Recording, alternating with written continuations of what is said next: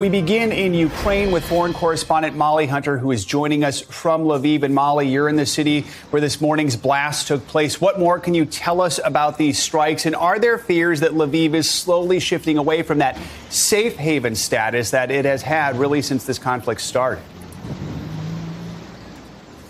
Joe, Savannah, good morning. Joe, that's right. It has had kind of a safe haven status. This has been the destination for anyone fleeing from the east. It's been the departure point for anyone going on to Poland or to the rest of Europe. Now, we heard air raid sirens this morning about 6:08 and 6:25. Now, officials say the air raid sirens, the alert system, it actually worked because just about 4.5 miles from me is where the airport is. And right next to it is that warehouse, that repair plant that was hit. Now, our colleagues, NBC colleagues on the other side of town, just about that way, actually saw smoke rising from the airport, heard those booms shortly after 6 o'clock.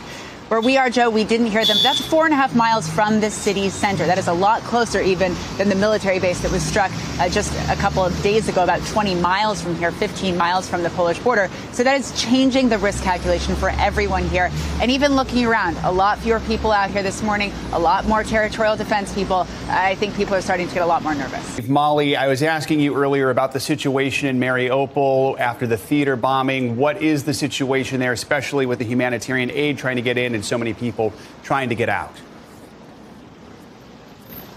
Yeah, that's right, Joe. We have been speaking for the last 17 days. That city has now been cut off from the rest of the world for 17 days from humanitarian aid, for many civilians getting out.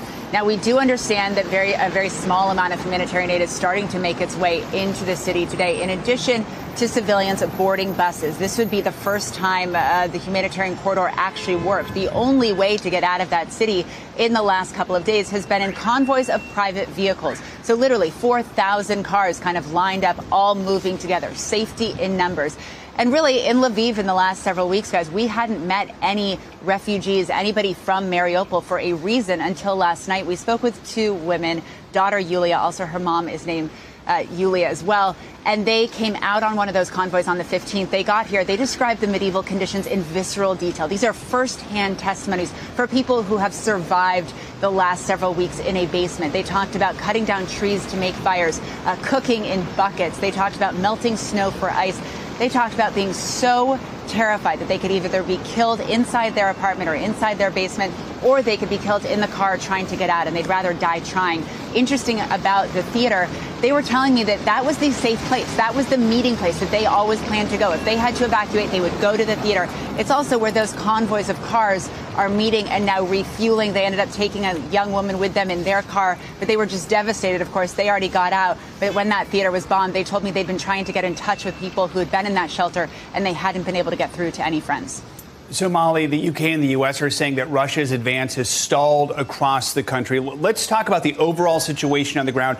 How much progress has Russia really made over this last week?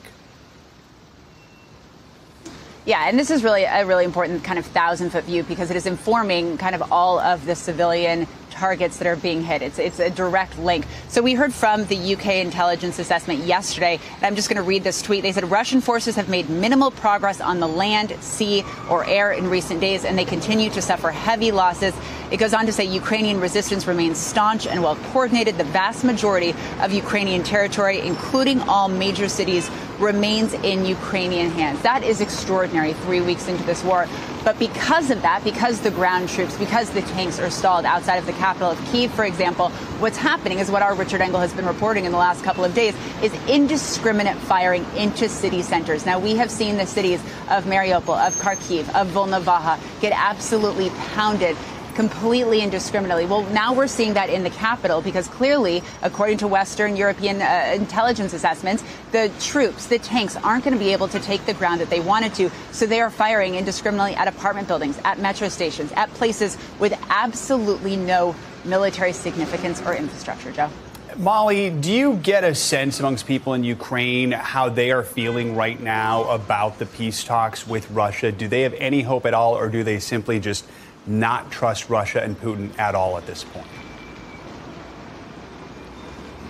I think largely the latter, Joe. And I think the trust is so low because even the failure to agree on these temporary ceasefire agreements that would, for example, evacuate people out of Mariupol, evacuate people from those Kyiv suburbs into the relative safety of the capital, because the temporary ceasefires haven't been able to hold, because those temporary humanitarian corridors haven't been able to hold, the idea that somehow these two sides, as that is going on, would be able to agree to anything more permanent, I think, is very surprising to a lot of the people we see here. With that said, I think, there's cautious optimism because there's nothing else to do. They have to hope that this is going to end. Molly Hunter reporting from Lviv, Mali. Thank you so much. Continue to stay safe.